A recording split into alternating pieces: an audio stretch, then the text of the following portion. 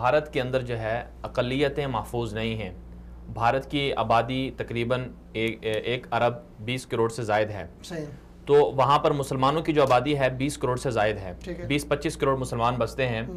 اور بدقسمتی یہ ہے کہ پچھلے 70 سالوں سے کوئی دن بھی ایسا نہیں گزرا بھارت کے اندر کہ جس میں بھارت کے اندر جو شدت پسندی ہے، ہندو انتہا پسند ہیں، وہ مسلمانوں پر حملہ آور نہ ہوتے ہوں.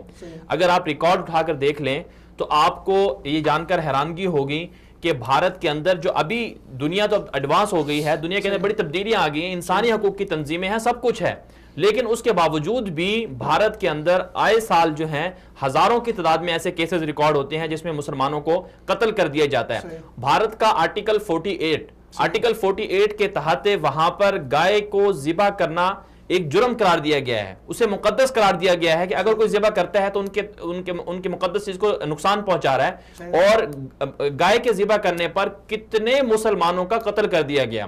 اور پھر یہی نہیں بلکہ اس کے علاوہ گائے کی عزت ہے، گائے کا مقام ہے، اس کے یعنی مسلمانوں کی تمام وہ جو بنیادی حقوق ہیں وہ بھارت کے اندر روندے جا رہے ہیں. یہ صرف ایک ویڈیو نہیں ہے جو آج دنیا نے اس کو دیکھ لیا ہے، اس طرح کی سینکڑوں مثالیں ہیں بھارت کے اندر کہ جہاں پر مسلمانوں کو تشدد کا نشانہ بنایا جاتا ہے. لیکن افسوس کی بات یہ ہے کہ انسانی حقوق کی تنظیمیں جنہیں 2010 میں بھارت نے پابندی لگا کر انہیں این جی اوز جو انسانی حقوق کی تنظیمیں ان پر پابندی لگائی ہوئی ہے، نہ ان کو وہاں پر کام کرنے دیا جاتا ہے.